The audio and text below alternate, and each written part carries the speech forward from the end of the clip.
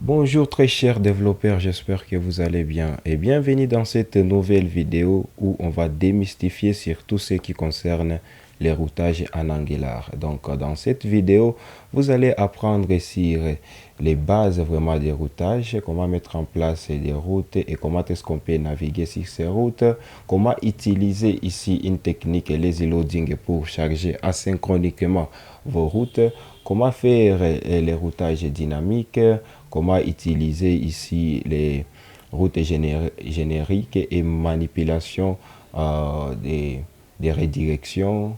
Ok, comment rediriger l'utilisateur pour une autre route spécifique. Et on va même aller très loin et voir comment est-ce qu'on peut manipuler des routes complexes, ces routes qu'on appelle ici des routes imbriquées. Alors, sans plus attendre, commençons. Alors, on s'est arrêté ici quand on a parlé précédemment sur la partie HTTP.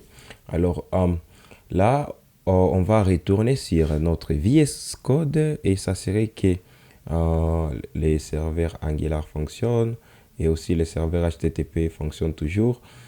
Et après ça, je vais me rendre sur les dossiers racines de mon application, donc les dossiers app, d'où je vais faire un clic droit et je vais choisir New File pour créer un nouveau fichier que je vais appeler app.route.ts. C'est ici que aura la configuration des routages de mon application. Je vais faire les mots-clés export compte pour créer une variable constante qui sera disponible dans tous les fichiers appelés app.route du type route qu'il faut importer cette interface ici depuis Angular route. Alors, cette variable va prendre ici une liste des routes et toutes les routes ici va être configurées dans un objet. D'où on va commencer par ouvrir nos accolades. Et la première des choses ici, c'est de définir les paths. Qu'est-ce que c'est les paths? Les paths ici, c'est les chemins. Comme vous pouvez partir ici à notre domaine bar home. OK? C'est comme ça qu'on définit ici. On va définir ici comme l'accueil. Et si la route accueille, quel est alors le composant qui sera chargé quand on va partir? Donc, avec la propriété component, on peut lier les composants ici. Pour notre cas, on va lier post ici, post component à cette route. OK? Et là, je peux dupliquer ça des fois. Et pour contact, je peux décider pour la route contact, je charge ici formulaire components. Et pour ici la route à propos, je déclare aussi la route à propos et je l'associe avec edit component. Vous pouvez les associer avec les components de votre choix, mais c'est comme ça qu'on déclare ici le routage de notre application. Maintenant, ça ne fonctionne pas encore, mais comme pour que ça fonctionne, il faut ajouter cette configuration à la configuration principale de notre application. Alors, comment associer cette configuration de notre route à la configuration principale? On va se rendre sur les fichiers ici, app.config, pour ajouter un provider. OK? On va ajouter ici la fonction provide route pour fournir la route pour notre application. Je vais importer ça. Et en paramètre de cette fonction, il faut alors préciser la route qu'on vient de créer. OK? Alors là, je vais préciser ça et je vais importer notre configuration de route. Et seulement ça, alors on sera, partant de ceci, on va être capable alors de faire la navigation dans notre application. Alors pour nous faciliter la navigation dans ces routes, on doit créer, on doit créer une barre des menus. OK? Alors pour la barre des menus, on va appeler la balise ici nav pour dire la barre de navigation. Et dans la barre de navigation, on aura les titres de notre application. OK. On aura ici les titres de notre application comme quoi Angular pour, pour débutants. Et en fait, on aura une liste des menus. On aura une liste des menus avec la balise A. Et là, on aura comme menu accueil. OK. On va le faire ici pour menu contact et ensuite menu soit à propos. Et là, quand on enregistre, on va voir, oups, on attend que ça charge. Ok, on a notre barre de menu. Ok, on va ajouter un peu de stylisation pour que ça puisse ressembler à une barre de menu réelle. On va attaquer, sélectionner directement notre balise nav et puis on va dire les éléments qui se trouvent, que ça puisse s'afficher en flex. Et puis on va dire ici justify content space between pour espacer les deux éléments. Ok, pour qu'on ait l'espace entre ces deux éléments. Vous voyez déjà, on va s'attaquer ici pour nos menus. Et pour nos menus, on s'attaque directement sur la balise LUL. Et là-bas, on va dire aussi display flex. Ok, je vais juste copier ça, display flex. Et on va dire ici margin left, la marge à gauche, que ce soit de RM pour juste avoir d'espace entre les éléments. Oui, flex fonctionne, mais margin, c'est pas là que je devrais le mettre. Margin, c'est dans chaque élément de la liste ici, LI. Ok, là, ça fonctionne.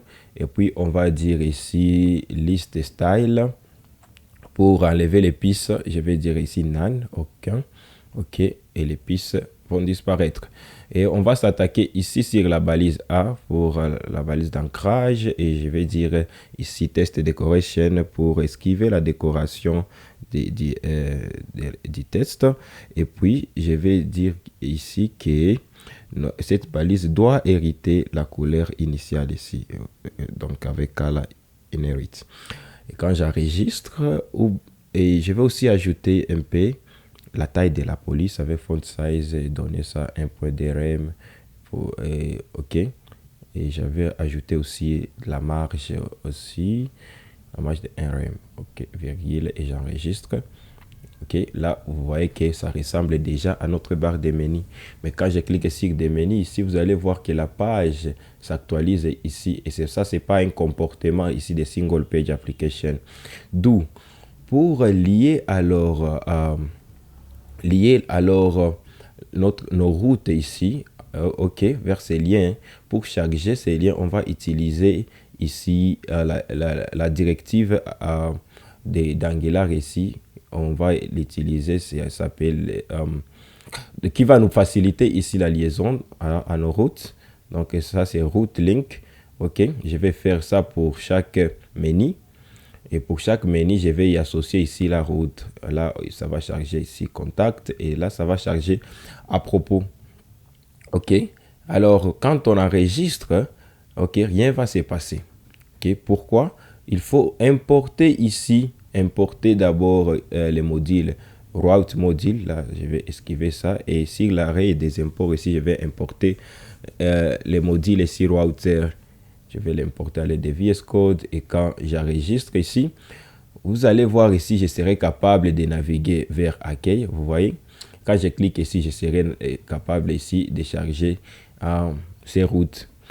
Alors, comment est-ce qu'on va faire pour charger alors ou pour prévisualiser le contenu de chaque composante sur cette interface ici, sur cet espace vide?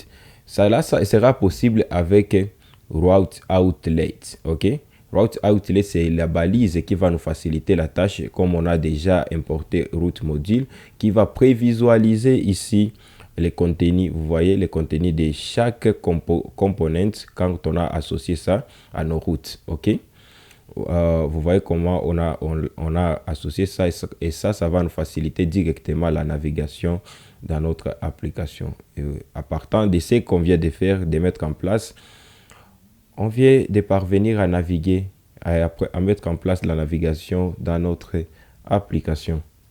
Alors, Angular est un framework pour créer des applications web et monopage. Ce qui veut dire que tous nos composants sont liés ici sur cette unique page index.html. Alors, pour une question de performance, il n'est pas donc recommandé de lier les composants directement sur ces fichiers index.html via ces routes qu'on a mis en place comme ça. Alors, il est plutôt recommandé d'utiliser une technique appelée lazy loading. Alors, lazy loading est une technique qui permet de charger le composant Angular de manière asynchrone et à la demande. Cela permet de réduire le temps de chargement initial de l'application en divisant l'application en plusieurs paquets qui sont chargés au besoin lorsque l'utilisateur navigue dans l'application. Alors, on va voir comment est-ce qu'on va mettre en place cette technique qu'on appelle lazy loading.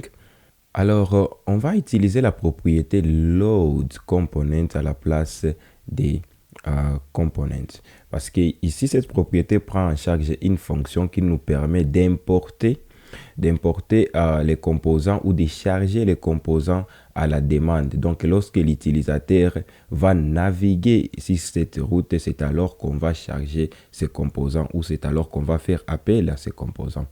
Donc, là, on va chercher ici les schémas de ces composants, les composants qui seront chargés lors de la navigation sur la route accueil. Ici, c'est les composants post components. C'est ce qu'on va lier ici. Alors, c'est post component. Et là, on a une erreur. L'erreur, pour fixer ça, on va aller là où on a déclaré la classe ici, post component. Et on va y ajouter seulement les mots-clés default. OK. Et esquiver tout import ici, là où ce composant a été importé. Là, on n'a plus besoin de components. OK, ça c'est bon déjà. On va faire de même pour charger d'autres composants à la demande pour une question seulement des performances. Là, on va lier formulaire et là, on va lier ici edit post. Et on va aller partout là où on a déclaré ces composants et ajouter seulement les mots-clés default. OK, et ça, on va ajouter ici. Où c'est? Oui, default avant les mots-clés classe. Et là, on va partir là où on a importé tantôt, edit post, on va esquiver cet import et on va l'importer encore, OK. On va l'importer encore pareil ici, on va esquiver ça. Et là, on va esquiver tout ça. Et là, c'est bon. Et si on enregistre tout, on va voir que tout fonctionne comme avant. Mais ici, c'est très bien et c'est de cette façon qu'il est recommandé de faire pour une question de performance. Et il est aussi possible de donner des titres à chaque route de notre application. Comme là, je peux aller et ajouter sur la propriété title. Pour cette route, je peux ajouter les titres de accueil. OK. Et pour cette autre, je peux ajouter ici les titres contact. OK, et là, je peux ajouter les titres pour cette route comme à propos.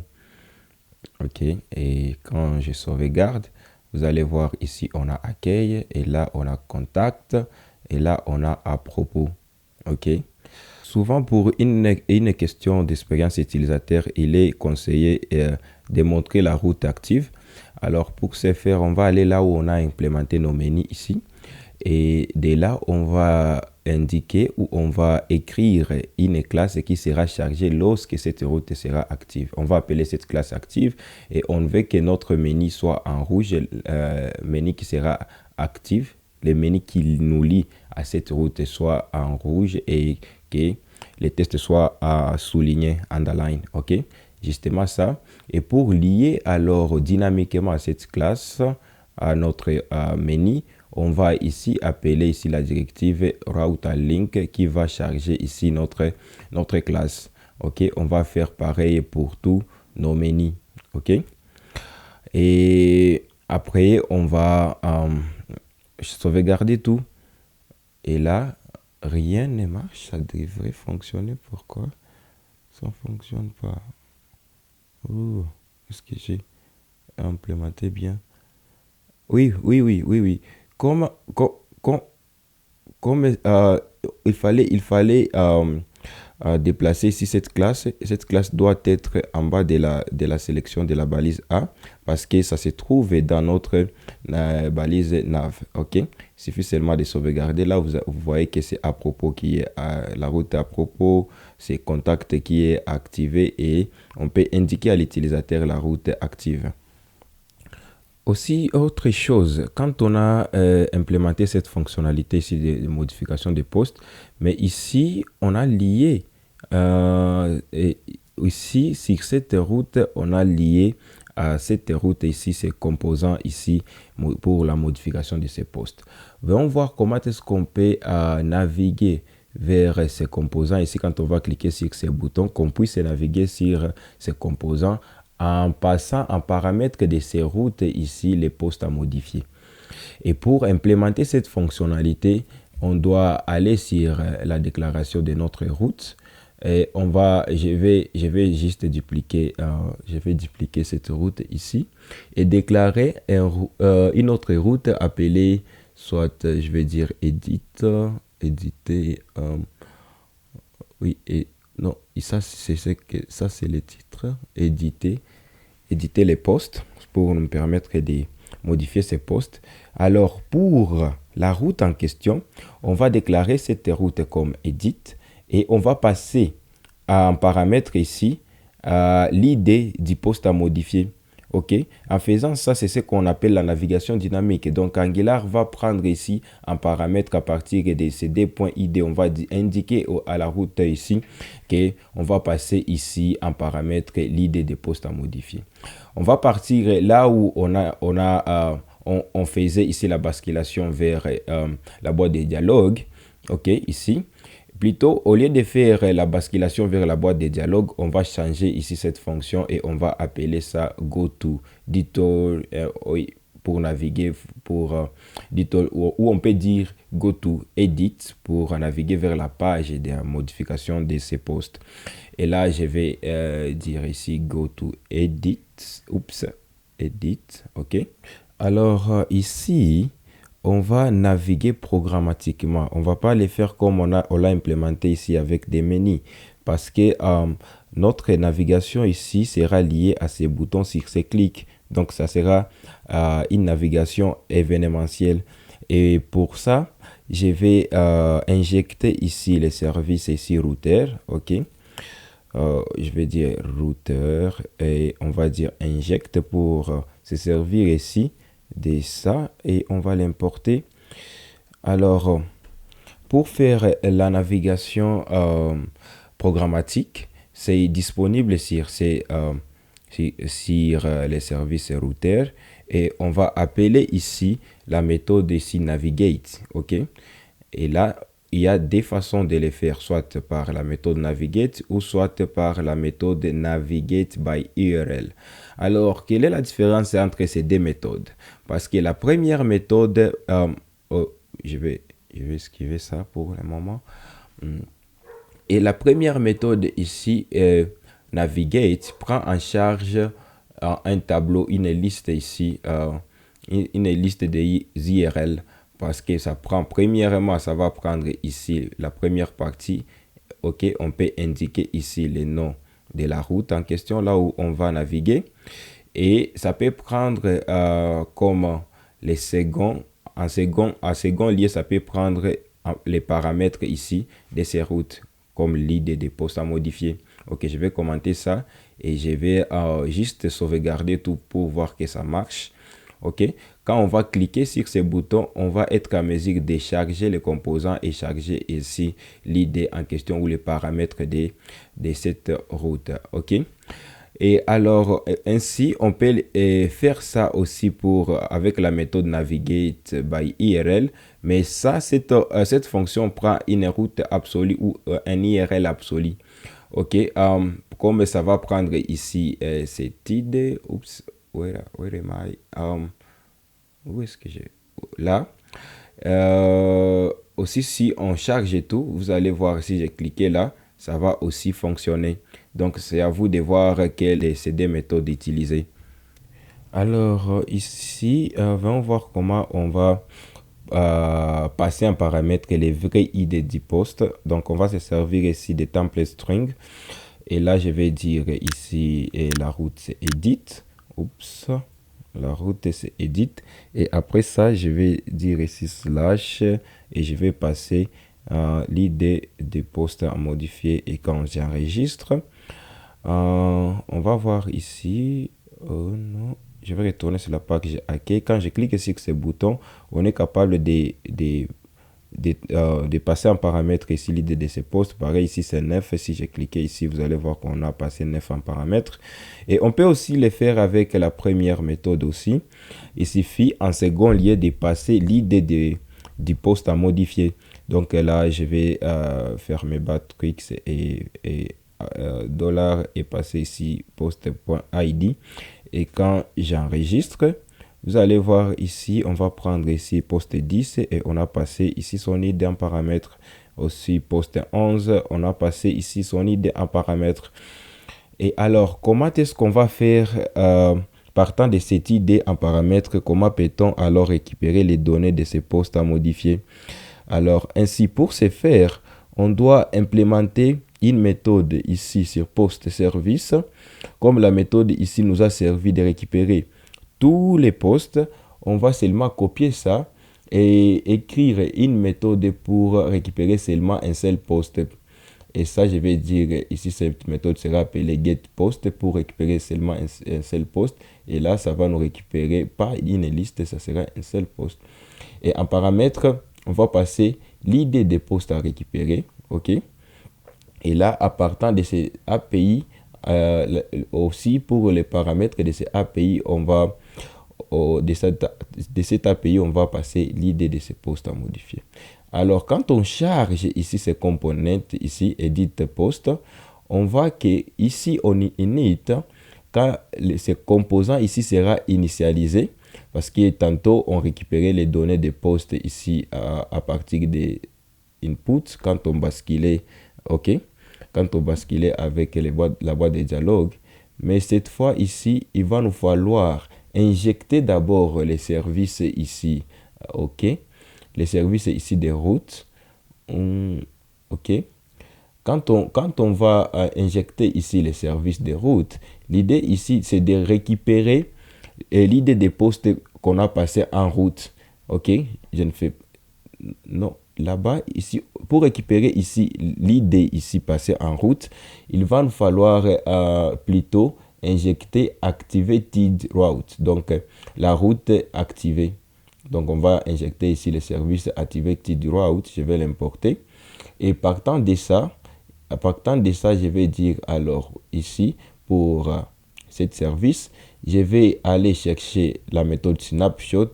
Si la méthode snapshot est liée à la méthode ici params_map, et si params_map, ça va nous donner ici, vous voyez quand on a paramétré ça et là on peut dire ici post ID, OK, et là ID ça donne du sens.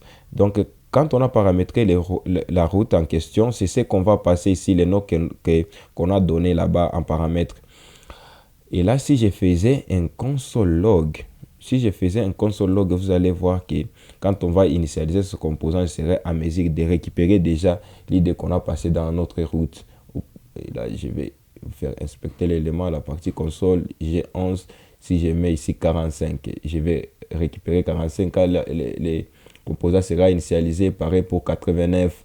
Et alors, ici, on a récupéré déjà dynamiquement l'idée de ces postes. Comment alors on va récupérer ces données? Alors, on va se servir ici de la méthode qu'on a implémentée ici, OK? Et on va faire appel à cette méthode, OK? On va dire ici 10 post service get post. Et en paramètre, on va passer ici l'idée des postes du type number. Mais là, on a récupéré l'idée du type string. D'où on va caster ça avec un number. Et on va passer ici notre idée qu'on a récupéré en paramètre. OK, c'est tellement facile. Et là, je vais me souscrire à notre observable pour prendre une fonction de rappel. Et cette fonction de rappel va récupérer déjà les postes, OK, les postes qu'on a eu, qui nous a été retournés par cette méthode qu'on a implémentée dans post service. Et partant de ça, on peut initialiser notre formulaire, OK. Ici, on va passer le poste en question, OK. C'est seulement ça. Et si j'ai enregistré, vous allez voir, on a les données ici du poste 89 qui est passé en paramètre. Pareil, si je fais ici 7, vous allez voir, on a les données ici du post 7, ok. Vous allez voir ici, on a récupéré ici ces données. Et pareil pour post 9, ok. On a récupéré les données liées au post 9. Alors, si on cliquait ici sur ces boutons modifier, je voulais qu'on soit à mesure de modifier ces postes et de naviguer sur la page accueil. Alors, je vais esquiver tout ce qu'on a implémenté tantôt ici quand on va soumettre ici notre formulaire. Et dis-moi, on va dire ici, on va faire appel ici à une méthode put post pour la modification des postes. Un paramètre qu'on va passer l'idée des postes à modifier et on va passer tous les postes. Et quand on va se lier ici à cette méthode, on va exécuter une fonction qui va nous faire naviguer sur la page accueil. D'où il faut aussi injecter les services ici router, ok, les services ici router qui va nous aider à trouver ici la méthode navigate, ok, vous vous souvenez. Et la méthode navigate ici, on va passer la route en question, ok, comme ça. Et quand nous, c'est accueil, c'est pas home, donc accueil, on va passer accueil pour être redirigé à la page accueil. Quand j'enregistre ici, je vais modifier ici les postes 9, je vais dire ici le titre que c'est DRC Mind. Et pour la description, je vais dire ici tutoriel de qualité. Et quand je clique ici, on devrait naviguer sur la page. Okay. What's going on? Qu'est-ce que j'ai implémenté? Je vais inspecter l'élément, la partie console, we can't read the user ID. Oh my gosh, qu'est-ce que j'ai dit? On dit que le component sur la ligne 14. Sur la ligne 14, qu'est-ce que j'ai fait? Tantôt, ça devait plutôt marcher. Lorsque j'ai passé les données lorsqu'on a posté, oui. Alors, souvenez-vous, quand on a passé ici les données les données des postes à modifier, quand on a passé ici l'idée, ok, quand on a passé ici les données des postes avec input, on a rien, quand on a récupéré les postes, on n'a rien passé dans ça. Donc, je vais dire ici, this post sera égal au poste qu'on va retrouver. OK? Quand on va faire l'initialisation, et là, on n'a plus d'erreur. Et là, je vais dire ici, le titre que c'est DRC Mind. Et la description ici, c'est tutoriel de qualité. La description, c'est tutoriel de qualité. On va cliquer là-bas. Et là, on a ici, OK, ces postes modifiés et on a été capable d'être redirigé ici sur la page accueil. Voilà comment vous pouvez implémenter ce genre de fonctionnalités dans votre application. OK? Alors, votre attention, s'il vous plaît, très chers développeurs, car on va apprendre alors la navigation imbriquée. La navigation imbriquée, selon moi, c'est la navigation la plus complexe et bon nombre de développeurs ne parviennent pas à comprendre vraiment comment se servir ou comment l'implémenter. Alors, pour y arriver et pour démystifier tout ce qui est de la navigation imbriquée, on va se servir d'exemples d'une structure d'un dashboard ou tableau de bord parce que c'est ce qui illustre vraiment la navigation, c'est ce qui illustre bien la navigation imbriquée. Et on va mettre en place la navigation d'un dashboard qui va nous faciliter la tâche à mieux comprendre comment est-ce qu'on peut se servir et implémenter la navigation imbriquée dans une application. Alors, de retour sur VS Code, je vais fermer tous les onglets ici et ouvrir les dossiers components avec le terminal intégré de VS Code. Et de là, je vais créer un component, ok. Le composant ici, je vais l'appeler dashboard, ok, ou tableau de bord en français, avec l'option inline et template pour que ça soit aligné ou pour que ça ne puisse pas me générer un fichier HTML, inline style pour que ça ne puisse pas me générer aussi un autre fichier de stylisation, et je vais dire que ça sera un standalone component ou un composant autonome. Je vais faire entrer. OK. Et il y a ici le fichier des tests qui m'a été généré aussi. Je vais justement les supprimer, on n'en a pas besoin. Et là, j'ai mon composant qui a été créé. Vous voyez ici, là-dedans, on peut alors créer d'autres components. Où ça devient, mais si je vais ouvrir ici le dossier dashboard pour créer d'autres composants dépendants ici de notre dashboard.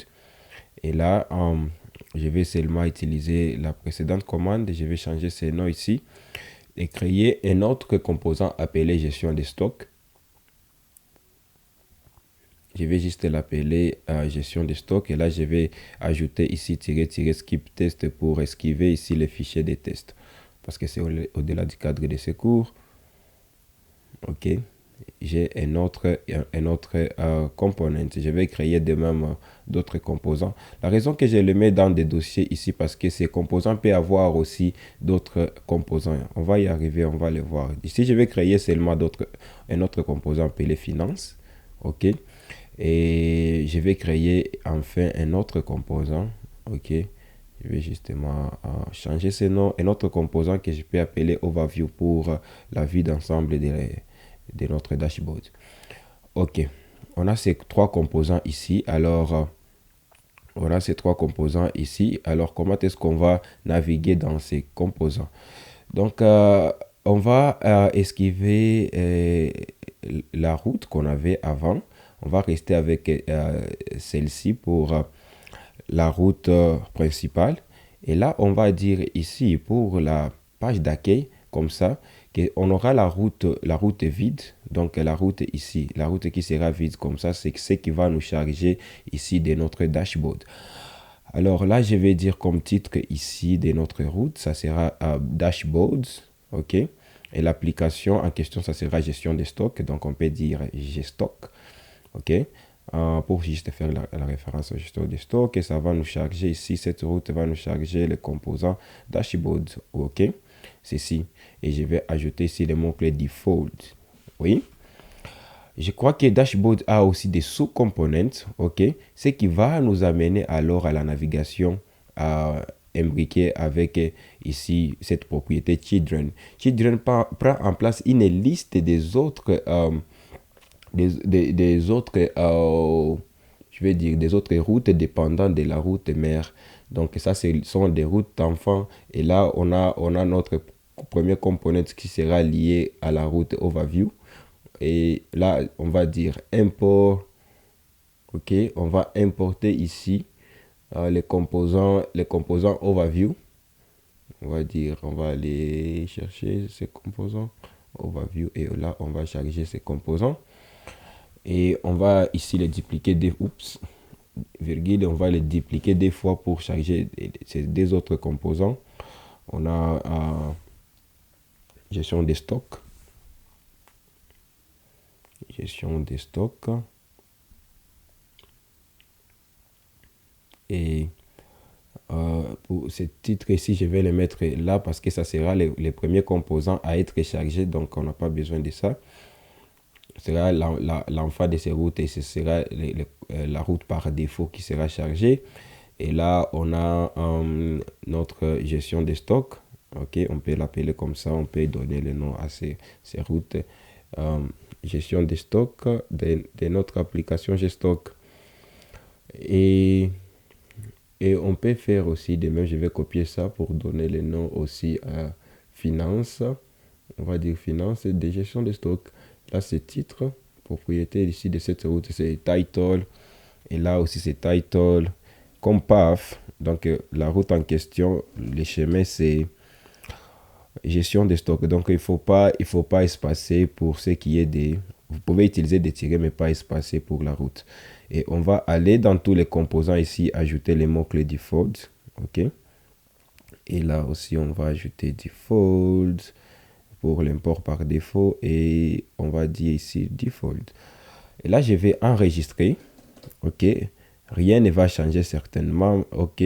Parce qu'on a cette navigation. Ce que je vais faire, je vais aller ici là où on a déclaré la navigation. Je vais effacer ça. Et je vais ensuite enregistrer. OK, enregistré, on sera capable alors de faire la prévisualisation de notre dashboard.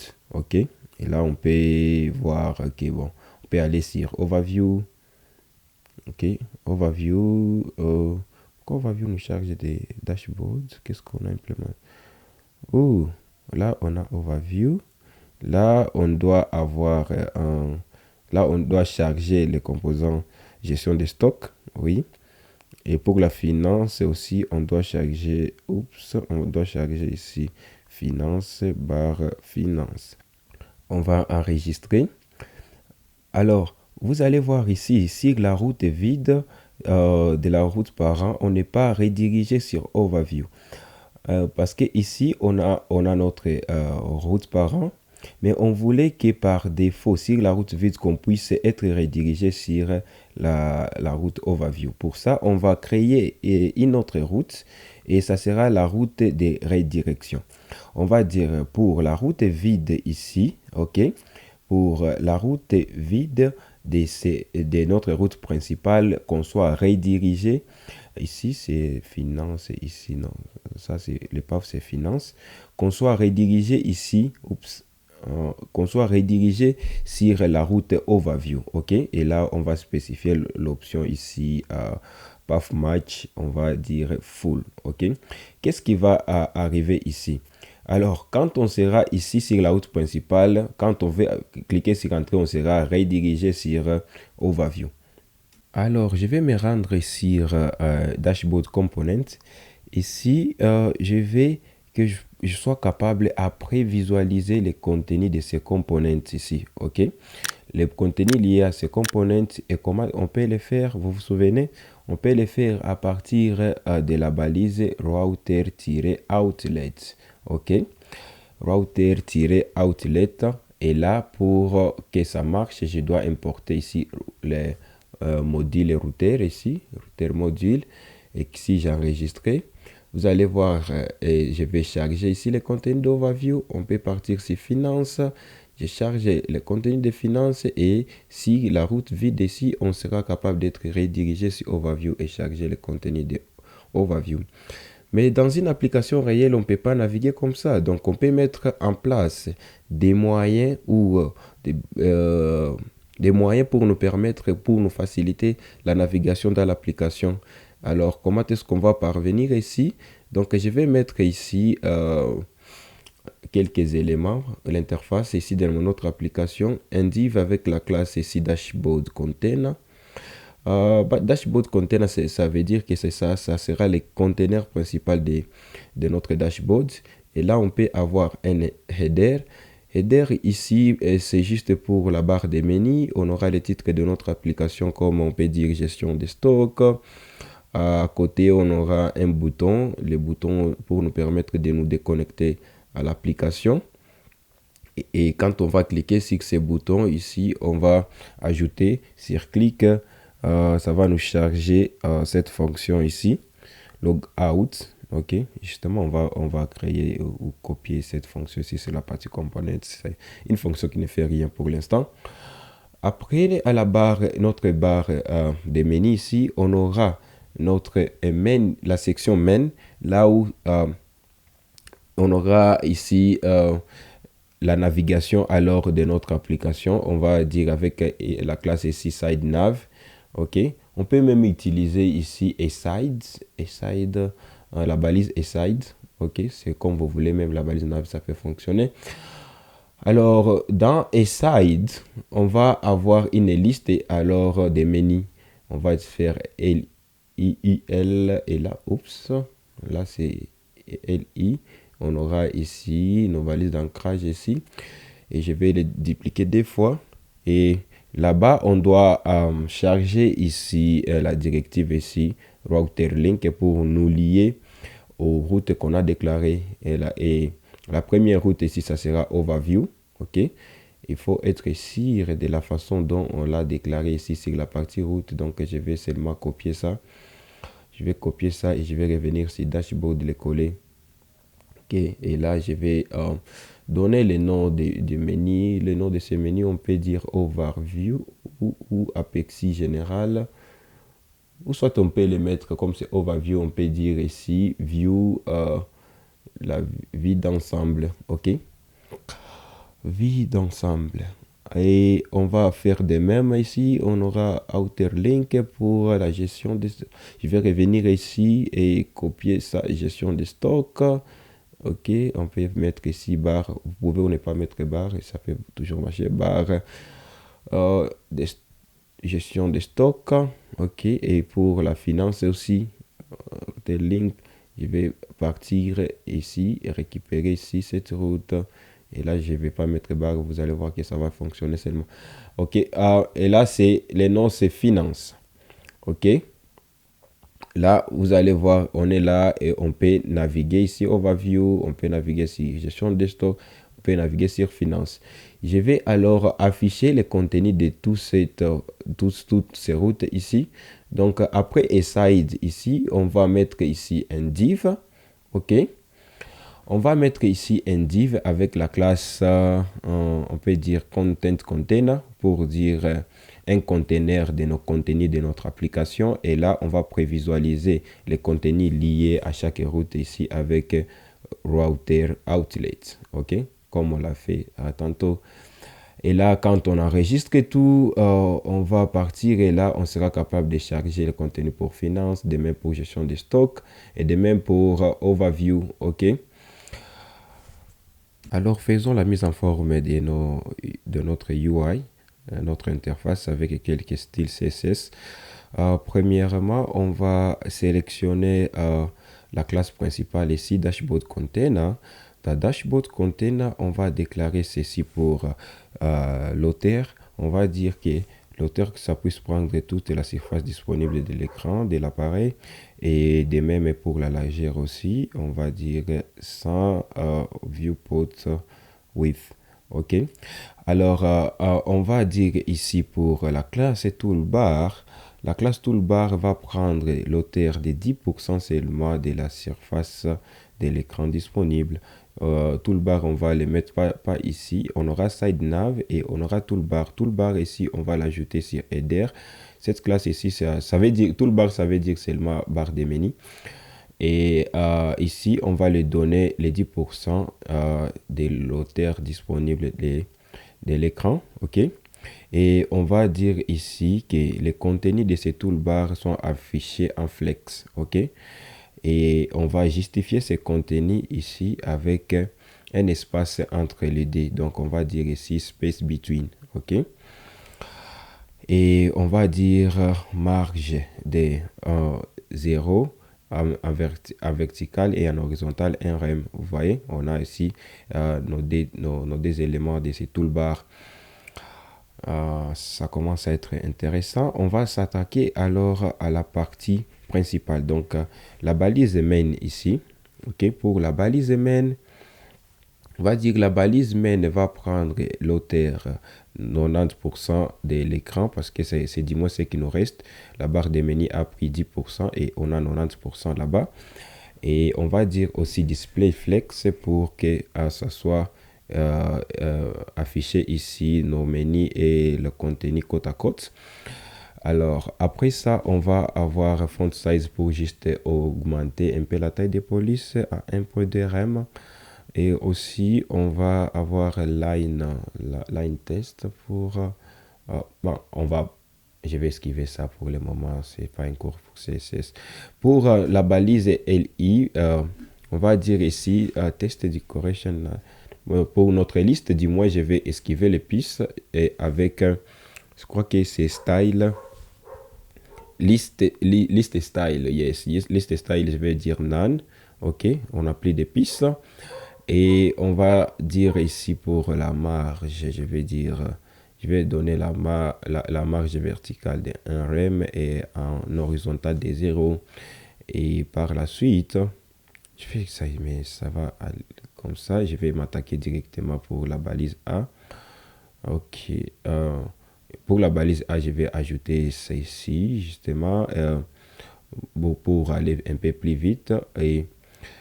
Et là, on a déjà l'affichage côte à côte. OK. Et pour pour side, pour cette partie ici, pour notre side nav, ok. Side nav, je vais ajouter ici cette utilisation pour juste ajouter la largeur et le background ici, comme vous pouvez le voir. Comme ça, ok. Et cette barre ici, on va aller sur la stylisation générale pour esquiver cette marge ici que le navigateur nous génère ici. Sur la partie ici, style.css, c'est la stylisation générale de l'application. On va dire pour notre balise body, on va esquiver ici la marge. On va dire marge des 0 parce que c'est la stylisation par défaut que le navigateur nous générait. Vous voyez que là, on a pris des scroll bars. Et là, ça fonctionne bien. Dis-moi, je vais ajouter la classe active pour nous signaler de la route active, comme ça.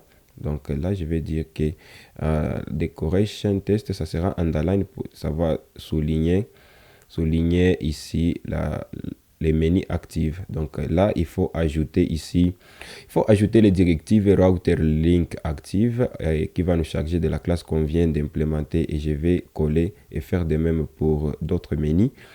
Et quand j'enregistre, là, vous allez voir que c'est finance qui active, et c'est comme ça fonctionne tellement très bien.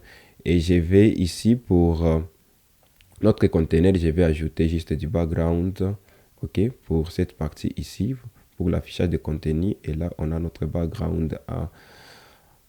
Ok, on a bien réussi vraiment à naviguer dans notre dashboard. Mais dis-moi, pour la partie stock, pour faire la gestion des stocks, on aimerait peut-être avoir d'autres onglets comme onglet stock, onglet vente pour la sortie des stocks, onglet approvisionnement pour les entrées. Alors pour mieux le faire, je vais partir ici et ouvrir ces dossiers ici gestion des stocks pour créer d'autres components. Et là, je vais créer un component comme le component vente, ok. Et je vais dire ici -flight pour ne pas créer un autre dossier dans ces dossiers, ok. Et je vais aussi créer un autre composant comme le composant stock. Ok, et créer un composant stock et utiliser encore cette commande pour recréer aussi des composants, les composants approvisionnement. Et ces composants ici doivent dépendre ici de leurs composants parents ici gestion des stocks. Ok, alors je vais fermer ça, fermer ceci et fermer ça, et ne rester qu'avec nos deux serveurs.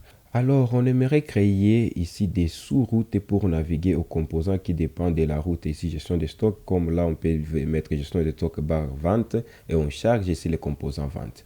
Alors, pour les faire, on va partir sur notre... là, on a déclaré ici la route et gestion de stock. Et avec la propriété ici children, on va encore imbriquer d'autres routes qui va dépendre ici de la route et gestion de stock. Et là, on va déclarer ici la route avec comme path ici. On va déclarer la route vente.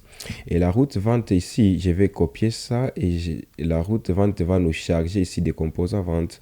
Et on va partir ici dans les dossiers ici gestion de stock et charger ici, ok, charger ici les composants vente. On va dire vente, ok.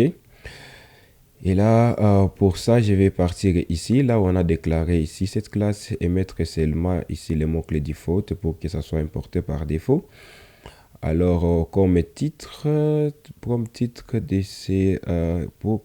de l'onglet de cette route, je vais dire ici vente, ok, tirer ici le nom de notre application CG Stock. Ok, et alors, comme c'est la vente ici qui va être chargée par défaut, ok. Donc, c'est les composants vente qui va être chargé ici par défaut pour les enfants de ces composants. Alors, bon, je vais copier ça, je vais copier la route ici et les dupliquer deux fois pour d'autres composants. Et là, pour la path ici, approvisionnement, je déclare une nouvelle route approvisionnement, ok, comme titre on va mettre ici approvisionnement, et ça va nous charger ici des composants approvisionnement qu'on a créé. Donc ça devient très simple, non? Là on a une virgule et on aura path stock, ok. Et pour stock ici, ça va nous charger ici aussi stock component. OK, et on va aller là où on a fait la déclaration de tout ceci. Des composants ici, on va ajouter les mots-clés default pour que ces composants soient importés ici par défaut. OK. Alors, j'enregistre. OK. Et pour être capable alors de naviguer vers les contenus de ces components ici en sous-route, on va devoir créer une barre de navigation. OK. OK, pour mettre ça là-bas et qui va nous faciliter la tâche de naviguer sur des sous-routes. Alors pour ça, il faut aller sur gestion des stocks. OK. Ici, c'est le component de gestion de stock que je vais justement mettre ici. C'est valise, c'est ce qu'on faisait avant. Justement, rien de grave. C'est une barre de menu avec nos sous-routes qu'on venait de créer. OK, c'est sous-routes ici qu'on venait de créer. C'est ce que j'ai implémenté là-bas.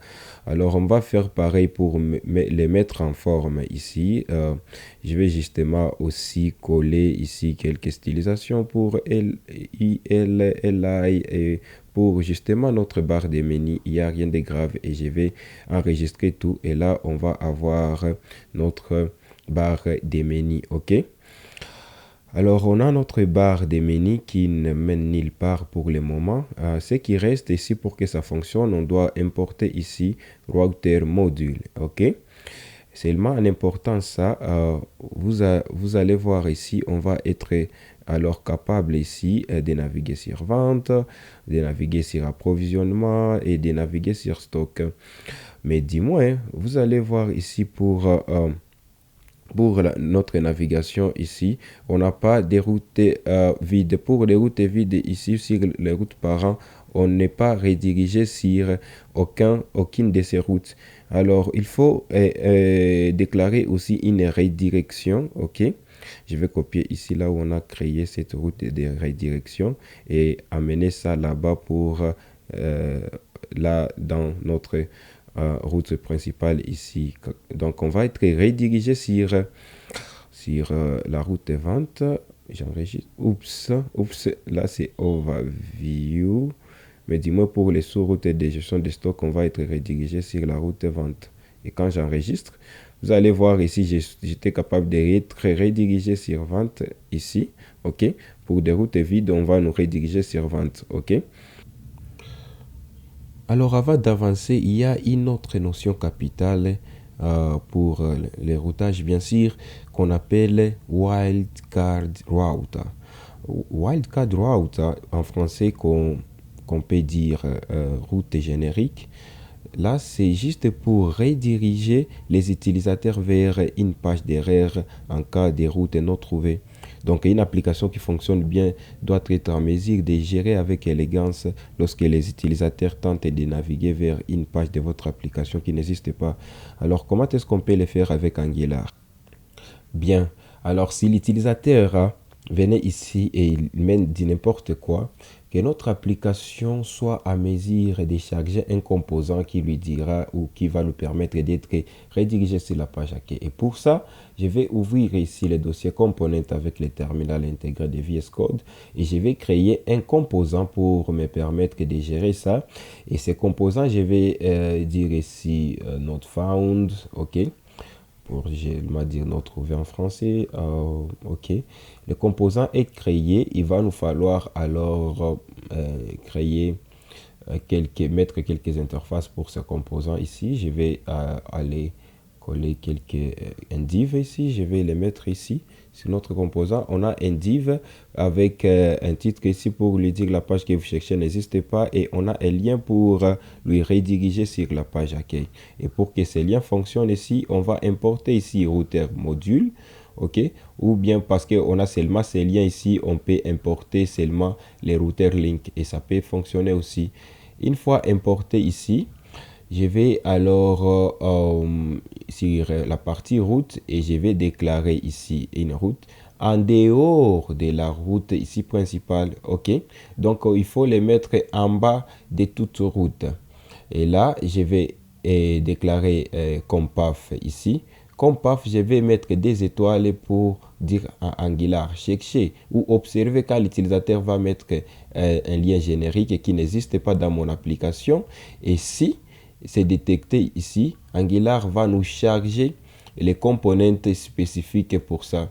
Donc, si c'est détecté, Angular va charger ici notre component qu'on vient de créer, not found. Donc, on va aller chercher ici dans component, on a notre found component, et là on va aller sur component. Ici on met notre mot-clé ici default pour que ça soit importé par défaut. On enregistre, là on enregistre. Alors là, si je viens, ok, et là et je tape du n'importe quoi ici, je serai redirigé sur le composant, la page que vous venez. Si j'ai cliqué là sur retour, on va me rediriger là. Pourquoi sur overview? Parce que ici j'ai mis que je serai redirigé ici sur la route principale, et la route principale nous charge ici de sous-routes ici overview. Autre chose ici, on va voir comment est-ce qu'on va protéger ces routes ici, que l'utilisateur puisse seulement naviguer à ces routes s'il est connecté, et s'il est déconnecté, qu'il ne puisse pas accéder à notre dashboard. Alors, on va ouvrir ici notre component, ici ce dossier component avec le terminal, et on va créer un composant ici. On va esquiver -flat pour que notre composant soit inclus dans un dossier, et ce composant, on va le nommer ici login, ok, et on va générer ces composants. Alors, sur login, hein, notre composant login est créé. Je vais esquiver ça et réduire ceci. Sur notre login component, directement, veuillons mettre une interface ici. On aura un div avec la classe ici. Non, on va pas mettre des CSS, on n'a pas besoin de la classe. Je vais juste aligner ici. Je vais dire aligner le contenu de ce div ici, center pour centrer tout ce qui sera ici. Et là, directement, j'aurai un HD pour mettre un titre comme connectez-vous, et j'aurai un input pour saisir quelque chose. Pour l'entrée ici, j'aurai un input de type password, ok, pour le mot de passe, et les noms de cet input. Pour récupérer la valeur de cet input, je vais mettre ici password, ok, et je vais faire la liaison à double sens par événement et par propriété avec ngModule, ok. Je vais faire ici par propriété et par événement, d'où je vais les lier avec cette variable ici appelée password de type string, ok. Ce password type string va me permettre de faire la liaison, et dis-moi, pour que ça marche, il faut qu'on puisse importer forms module. Vous vous souvenez quand on a parlé de la notion de formulaire, et là je vais l'importer, et après ça ici, j'aurai besoin d'un bouton soit, je peux dire login, ok. Le bouton login ici, on clique quand on va cliquer d'ici. Sur clic, on va lier ici notre fonction ici login. Donc on va les mettre par après, mais le bouton ici sera désactivé. Donc on va lier ici l'attribut ici disable à notre password quand on n'aura rien dans notre variable, que ça soit désactivé. Et puis je vais mettre notre fonction ici. Ok, c'est bon. Alors ici il faut alors déclarer la route ici login, ok. En dehors de notre route dashboard, je vais créer ici notre route avec path login, ok, et qui va nous charger ici de notre composant qu'on vient de créer. Donc on va faire comme d'hab, load component, qui va nous charger ici asynchroniquement de notre composant, et que donc là je vais dire import, je vais dire import, ouvrir mes parenthèses, et spécifier le schéma de ces composants. Là on va sélectionner ici login, et on va sélectionner notre login et partir sur login, mettre ici the default keyword, et là il faut une virgule, et puis j'enregistre tout, ok.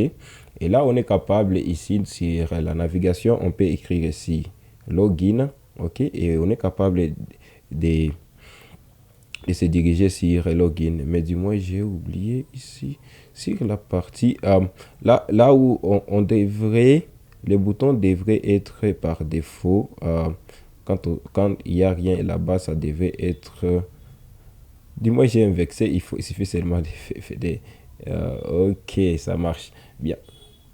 Alors, la logique, c'est quoi ici? Si l'utilisateur n'est pas connecté, qu'il ne puisse pas accéder à la route overview pour notre dashboard, ok, qu'il puisse être redirigé sur login, sur la page login. Alors, pour ce faire, je vais copier une fonction ici pour me permettre de faire la simulation de l'authentification.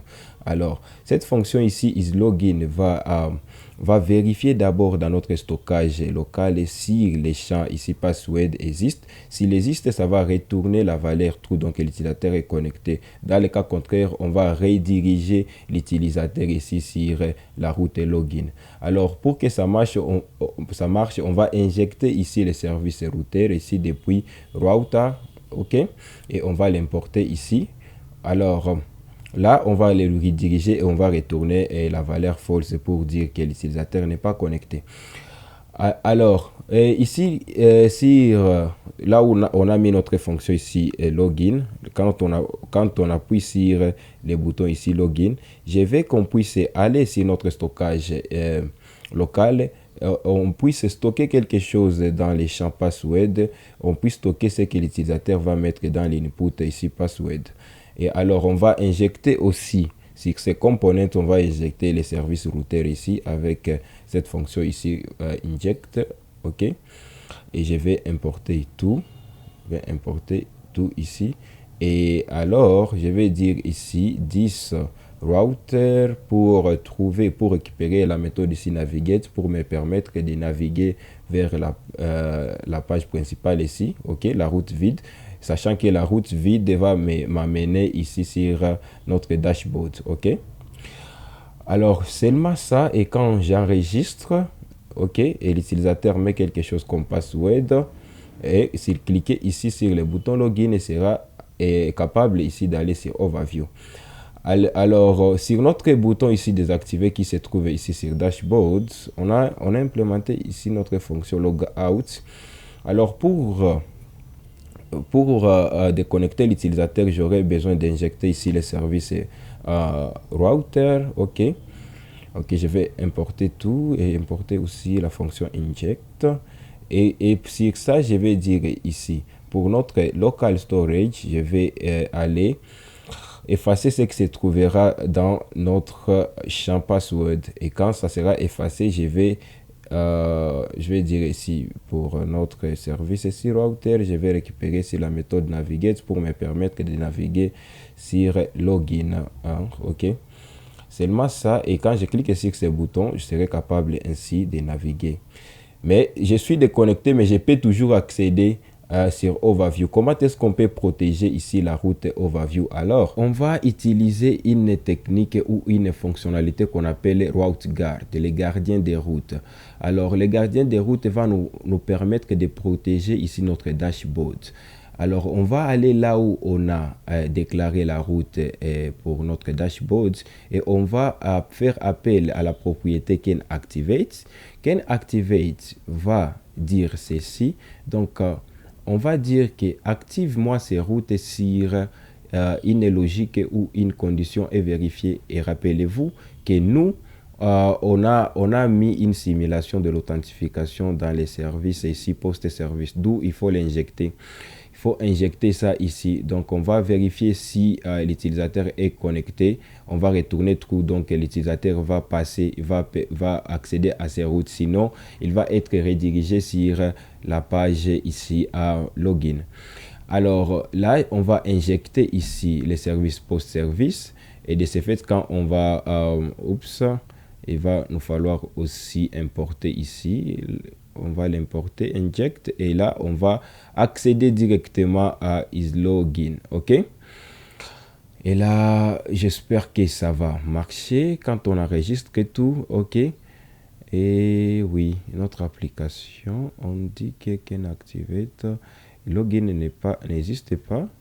On va vérifier ça, mais login existe. Qu'est-ce que je fais de mal? Ou bien le compilateur Angular, je ne sais pas, ça devrait marcher normal. Alors là, je vais aller sur le terminal et sur le serveur ici Angular, là où exécuter mon application, je vais couper ça et ouvrir encore un autre terminal. Je vais taper ngss pour save et -o pour relancer encore l'application, l'exécuter à nouveau. Et là, ça va se lancer. Ok, bon, là, ça me fait des tours et vous n'aurez pas peut-être à rencontrer cette erreur. C'est justement mon serveur qui est en train de faire de la merde. Là, je vais justement faire encore appel à cette fonction ici, isLogin. Ok, isLogin ici, je vois que ça me retourne boolean, donc ça existe déjà. Je vais enregistrer ici. Ok, ça marche. Et je suis directement redirigé sur login. Alors là, vous voyez, je ne peux plus accéder ici sur la route principale. Je ne peux plus accéder sur Overview. Je ne peux plus accéder sur, à moins que je me connecte, je peux accéder alors sur Dashboard. Ok. Alors, si je suis déconnecté là-bas, je ne peux plus accéder sur les dashboards. Même sur Overview, même sur Finance, parce que toutes les routes, toutes les sous-routes des dashboards sont protégées. Mais dis-moi, les routes génériques, je ne trouve pas du mieux à protéger les routes génériques et on peut être toujours redirigé sur la page login pour se connecter de manière à pouvoir accéder sur notre dashboard. Voilà comment est-ce que vous pouvez manipuler ici des liens, des routes ici imbriquées. Et vraiment, je suis fier de vous parce que vous venez d'apprendre la notion la plus complexe des routages et comment est-ce que vous pouvez les protéger. Et je crois que c'est tout pour cette vidéo et je crois qu'on a atteint vraiment notre objectif et celui de tout démystifier sur ce qui est des routages en Angular.